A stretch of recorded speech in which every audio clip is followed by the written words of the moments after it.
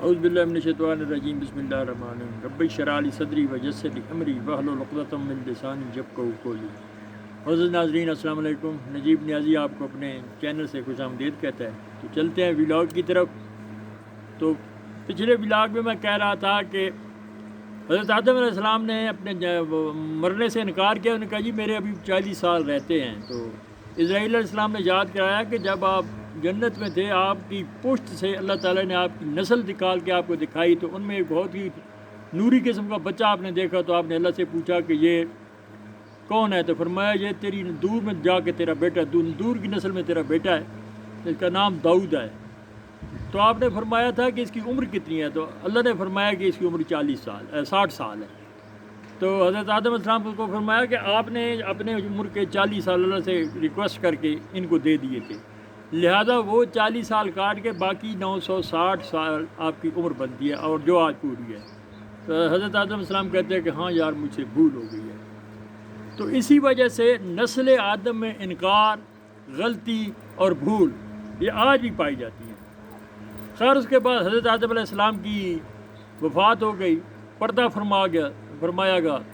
پردہ فرمانے کے بعد پھر فرشتوں نے آسمان سے ہی کفن لائے تھے، ان کو غسل دیا، غسل دینے کے بعد کفن پہنایا، پہنانے کے بعد حضرت شیس علیہ السلام نے ان کا جنازہ پڑھانا تھا۔ تو شیطان اپنے کیے پر سخت نادم تھا، زمین کا چپا چپا ایسا ہے جہاں پر شیطان نے سجدہ نہ کیا ہو، لیکن دھتکارا جا چکا تھا۔ تو اس کا پروگرام یہ تھا، اولیاء کرام فرماتے ہیں کہ اس کا پروگرام یہ تھا کہ چلے میں زندہ تو آدم کو سجدہ نہیں کیا، تو اس کا جنازہ ہوگا، تو ظاہر ہے زندہ کو سجدہ کا اللہ نے حکم دیا، تو اس کا جنازے کو بھی سجدہ کیا جائے گا، اور واقعی فرشتے بھی اسی نیت سے آئے تھے۔ تو میں بھی جنازے میں شامل ہو جاؤں گا، اور جو آدم کو سجدہ کر میں اللہ تعالیٰ کو کہوں گا کہ یا اللہ میں نے تیرے اعظم کو سجدہ کر دیا، اب مجھے معاف کیا جائے۔ لیکن اللہ کو یہ منظور نہیں تھا، اور جنازے کے لیے صفیں باندھی گئیں۔ تو حضرت شیس علیہ السلام پہ وہی نازل ہوئی کہ اے شیس، جنازے میں سجدہ نہیں کرنا، سمپل 4 تکبیریں پڑھ کے سلام پھیرنا ہے۔ وہ وہی جنازہ جو حضرت آدم علیہ السلام کا ہوا تھا آج تک رائج العمل ہے۔ ہم اسی طریقے سے 4 تکبیروں کا جنازہ پڑھ رہے ہیں۔ تو جنازہ پڑھنے کے بعد شیطان کو منہ کی کھانا پڑی، حضرت آدم علیہ السلام کو دفن کر دیا گیا۔ حضرت آدم علیہ السلام نے ایک وصیت اور اپنے بیٹے کو فرمائی تھی کہ بیٹا خود بھی تم یاد رکھو اور اپنی نسل کو بھی وصیت کرنا کہ ایک پیغمبر آئے گا میری نسل میں سے، اس کا نام حضرت نوح علیہ السلام ہوگا۔ نوح کے زمانے میں ایک طوفان آئے گا، وہ طوفان اللہ کا عذاب ہوگا۔ تو میری قبر کھود کے میری ہڈیاں نکال کے اپنے پاس رکھ لینا، اور جو بھی اس وقت ہو وہ ان ہڈیوں کو طوفان نوح سے بچانے کی کوشش کرے گا۔ اس کے بعد پھر حضرت شیس علیہ السلام کی نبوت کا زمانہ آ جاتا ہے۔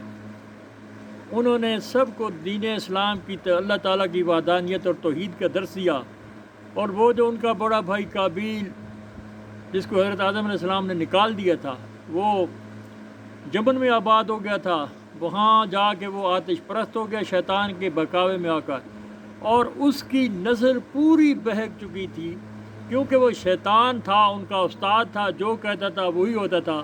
اس زمانے میں زنا، شراب، شباب، ناچ گانا یہ سب عام تھے۔ تو حضرت شیس علیہ السلام بہت ہی پریشان تھے، کئی دفعہ اس طرح کی کوشش کی کہ اپنے بھائی کی اولاد کو یا بھائی کو راہ راست پر لے آؤں، لیکن وہ اس معاملے میں ناکام۔ بہرحال وہ کرتے رہے۔ حضرت شیس علیہ السلام کی نبوت کا ذکر یہ ہے کہ اللہ تعالیٰ نے قرآن پاک میں 25 انبیاء علیہ السلام کا ذکر فرمایا ہے، جن میں حضرت شیس علیہ السلام کا ذکر نہیں ہے۔ تو اور دوسری بات یہ ہے کہ نبی پاک صلی اللہ علیہ وسلم نے فرمایا، ابن کثیر کی تفسیر کے مطابق، کہ کل 100 صحیفے ہیں جو انبیاء علیہ السلام پر نازل فرمائے گئے۔ ان 100 صحیفوں میں سے 50 صحیفے حضرت شیس علیہ السلام پر اترے۔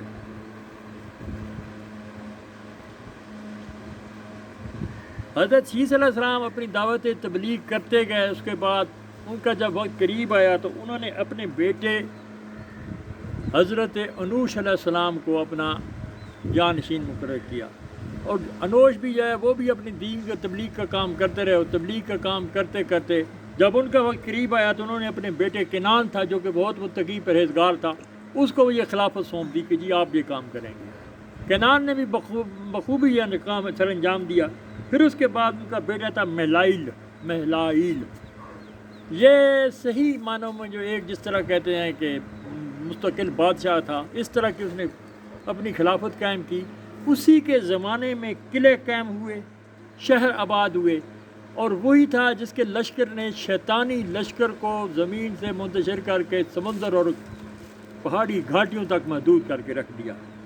مہلائیل صاحب نے قلعوں کی تعمیر کے بعد بہت بہت اچھے طریقے سے حکومت سنبھالی۔ انہوں نے 40 سال تک حکومت کی، اور 40 سال کے بعد ان کی اپنی جب وفات قریب آئی تو انہوں نے اپنا بیٹا تھا یرد نام ان کا، یا یرد تھا، اس کو اپنا نامزد جانشین نامزد کیا۔ انہوں نے بھی اپنے باپ کے بتائے ہوئے طریقے پر بہت ہی احسن طریقے سے اپنے باپ دادا کی تبلیغ کا کام سر انجام دیا، اور آخر میں پھر ان سے آگے انہوں نے اپنے بیٹا اخنو تھا، اخنو کا سیدھا اپنا لقب جو ہے وہ حضرت ادریس علیہ السلام ہے، جو کہ پیغمبر وقت تھے۔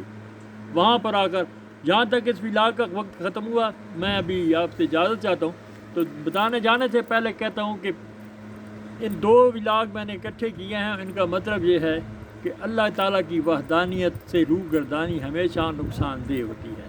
اور رہ گئی بات حضرت آدم علیہ السلام اور اس کی اولاد کی، تو آدم کی نسل میں آج تک ہمارے خون میں یہ بات آ رہی ہے کہ ہم انکار بھی کرتے ہیں، ہم غلطی بھی کرتے ہیں، اور ہم بھول بھی جاتے ہیں۔